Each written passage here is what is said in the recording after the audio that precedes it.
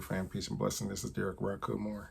And, I'm not sure if I've ever told you all that my first Kemetic ritual, I had dedicated it to Impu or Sebek. And I'll never forget it because it was a very pivotal moment in this whole path, this whole journey. And what happened was, I can't remember exactly why I was doing it. I know I was kind of doing it because I was doing this ritual because I wanted to know a little bit more about Impu or Sebek. I wanted to understand who he was and all that. And I know that was the reason why I initially went ahead and I did this, why I set this altar up. And probably most likely why I was doing the ritual. But I did this ritual. I had an altar cloth. I didn't have a statue or anything, but I had like an image. I think I had an image of, it was like a painting or something of, of Anubis, or like I said, Impu and Sebek. I had, if I remember correctly, I had some glass encased candles. And yeah, I had 2 glass encased candles. And I was using, like I said, I set the altar space up. I can't remember if I was using incense or not. But like I said, I had this little altar space set up. And I'm doing, I wanted to do this ritual. Now, I remember I sat down after I set up the altar space and everything. I sat down in front of the altar and I started meditating. I might have been chanting or so too, but I know I was meditating, definitely meditating. And those of you, if you know, if you meditated and everything, you can have a light trance, or you can go into a medium, kind of like a mediumistic kind of trance, or you can go into a deep trance state for meditating. And basically, I went into a deep trance. And while I was meditating, I'm in this deep state. And for lack of a better word, basically I fell asleep. Now, next thing I know, I hear this banging. And this banging on my door. And it's my roommate. And when I finally come through, I hear my roommate, he's yelling, "Is there something burning?" And when I look up, there's like a 2-3 foot fire. Apparently one of the candles, they exploded. Now, these were brand new glass encased candles. The fact that one exploded, really odd. But it exploded, and went ahead, and as soon as I realized what was going on, I ran to the restroom, ran to the bathroom, got a bucket of water. I'm throwing water all over the fire and everything. We got the fire, got the fire going and everything. Open up the doors and the windows, air out the house, and that was it. That was my first ritual. And I always think about that.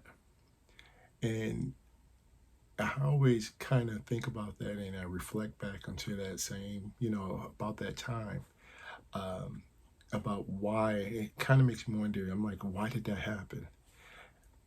Now, this is before, of course, before anything I knew about any of the Neteru now.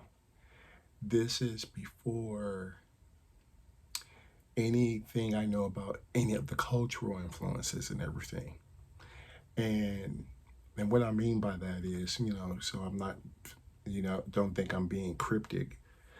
What I mean by that is anybody who knows Impu and have heard me talk about Impu, you've heard me talk about the fact that they're kind of the Impus, I view them as being more than one. I view them as not being an actual deity or so, but kind of like trickster spirits, trickster ancestral spirits, not evil or anything, but very cunning, and spirits you have to kind of watch out for.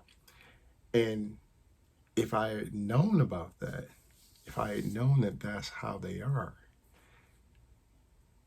I would have never, set the altar up the way I did. All right. There's a reason why when you deal with the, I would say the Afro-diasporic traditions, why usually these type of spirits, messenger spirits and so forth, are kept close to the ground and usually by the doorways and things of that nature. But I'm telling you this, and I'm basically sharing that with you mainly because part of the reason why, when I go back and I think about why did that happen, part of the reason why that happened was because I was trying to start on this whole Kemetic path by doing what is referred to as plug and play. Plug and play is basically when you read something about one of the divinities and you say, oh, well, I like that divinity, and based upon that, based upon the fact that you like them, based upon the fact that you think they're cool for whatever reason, you decide to build an altar. You decide to do some altar work with them. A lot of people, for instance, they will do that with the, like Nebhed or Heteru or Hathor. It's like they see her and they say, oh, well, this Neteru, she deals with love, deals with beauty. She's the goddess of love, the goddess of beauty. Or they even cross-reference and say, oh, she's like Oshun. So because they like that and they like that energy, they set up an altar space for it. And that's part of the reason. That was the same thing in which I did. I set up an altar space and all that kind of stuff. And that's the reason why that happened. And the funny thing is, well, I don't want to call it funny, but after that happened, I never did that ever again. I never set up altar space and actually dealt with it from that perspective, dealt with any of the Neteru from that perspective. Now, like I said, part of the reason why I know that little fire happened was mainly because that's how I was approaching it. That's how I was approaching the Neteru. And the reason why I was approaching the Neteru from that perspective of looking at them from a plug and play deal is because this is what I brought over from my background, my experience dealing with Christianity. If you remember being in the church, a lot of times when you're in the church or you're in wherever, in order for you to go to church, you felt like you had to be at a certain level. You felt like you had to dress a certain way. You felt like you had to know a certain amount of information, a certain amount of, you had to be well behaved. You had to do things. You had to be almost perfect in order for you to come to church, in order for you to do things. And that's brought that same attitude to Kemetic spirituality. And it wasn't until after I had gone through you know, a lot of downfalls, a lot of pitfalls, um, a lot of situations in which, uh, seeing a lot of, crazy things. And this is not to scare you or anything. It's just basically just letting you know that this kind of stuff exists. But after going through all these different experiences, and then after meeting my mentor, and after, talking to the priestess and everything, and being told all that, and after finally, after, let's say, after, becoming ill, after all of that, when I come back into this fold, I come back into Kemetic spirituality. As many of you have heard me tell you this story before, laying on the gurney in the ICU, that's when I'm meeting my spirits. I'm meeting my spirit guides, and realizing they've been around me all this time. When I'm released and I'm returning home, and I start back, I'm trying to get back into this. I don't have any of um, the altar items or anything. I don't have any of those things. I just basically have what I know. I have to rely on what I know. And as I'm looking at this, as I'm, thinking about this, and I'm calling out, I'm evoking and invoking, that's when I'm starting to make this better connection. And it is from that understanding that I realize something. That the main reason why I had that fire, the main reason why I had a lot of those problems and everything, is because, like I said, a lot of us, we have this approach, and I know this is the same approach I had.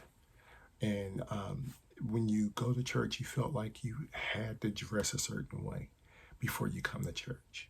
Well, took that to, like I said, superimpose that onto Kemetic spirituality.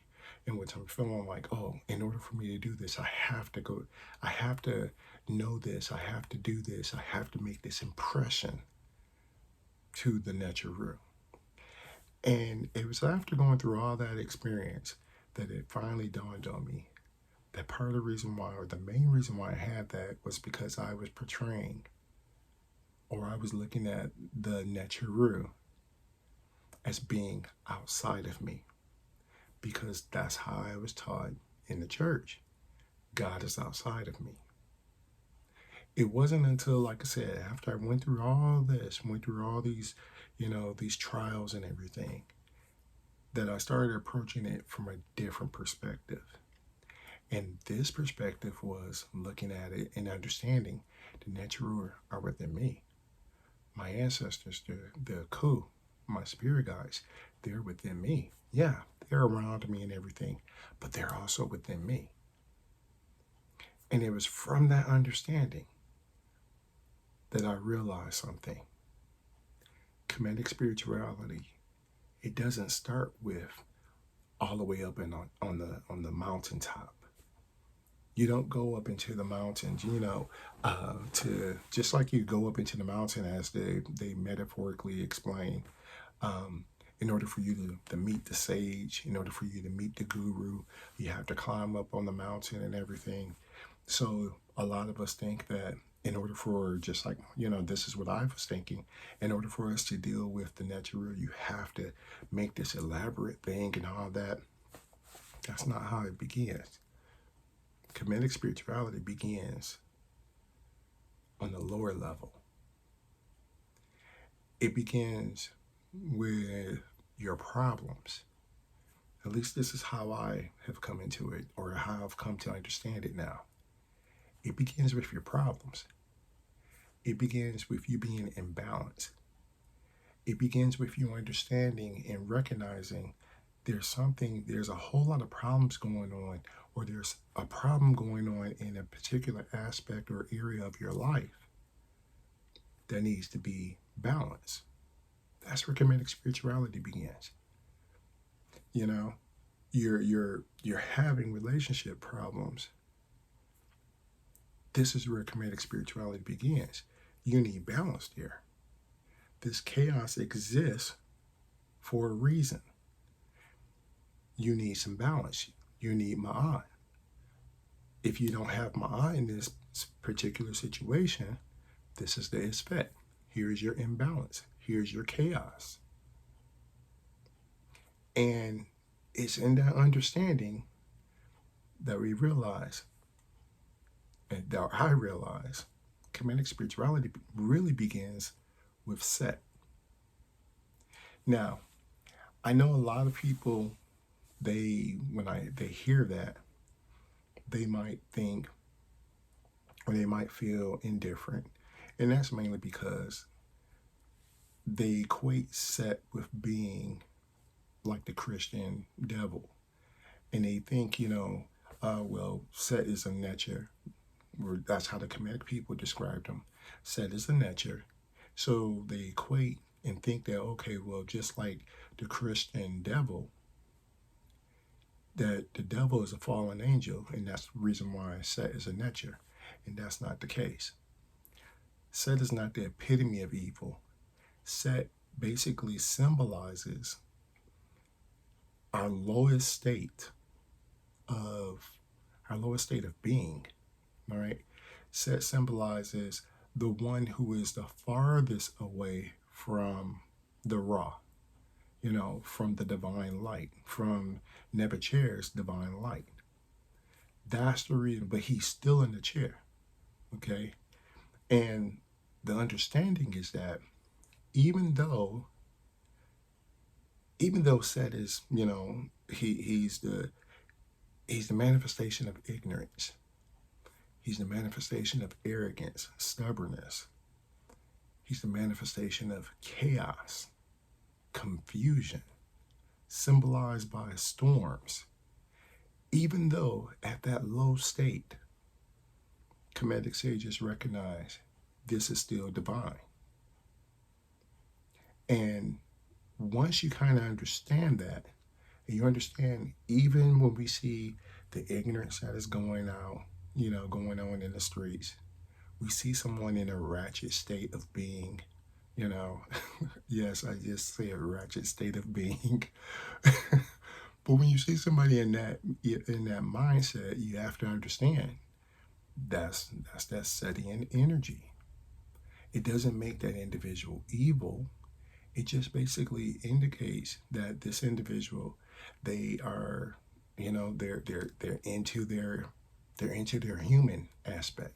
They're into that earthbound aspect. They're not dealing with anything for the most part that is of a higher level of thinking, a higher level of the nature. Okay? So keep that in mind. And I try to, sometimes people, I get these questions, where should I begin? And this is why I always say, when they say, well, I'm interested in Kemetic spirituality, where should I begin? And I always say, well, I think the first place you should begin, because now that I understand this, I think the first place you should begin is with your ancestors. Once you begin with your ancestors will kind of, they know what's broken. They, for the most part, your ancestors and spirit guides, they have an idea. Hey, yeah, this didn't work in my lifetime. Maybe they'll try to, let's see if we can fix it in your lifetime. Let's see if we can fix it now. And that's part of the broken aspect that we're talking about. That's part of the Setian aspect that we're talking about. Okay? So keep that in mind. Kemetic spirituality begins with Set. It's not about trying to see who has the most beautiful altar space and all that kind of stuff. It's about What is it that you need to do? What is it that you need in order to bring balance, in order to bring my eye into your space? Now my input altar, my input hit is completely different. Okay. And we ain't had no kind of situation like that before, or, ever again, I should say. And that's the reason why, because now, after working with my ancestors and understanding, now we have a better understanding of what that energy is dealing with, what that natural is dealing with, because it's a reflection of what's going on within me and around me. So hopefully that makes a lot of sense, or makes a little sense. If you have any comments, questions, or suggestions, feel free, drop me a line. Until next time, Peace.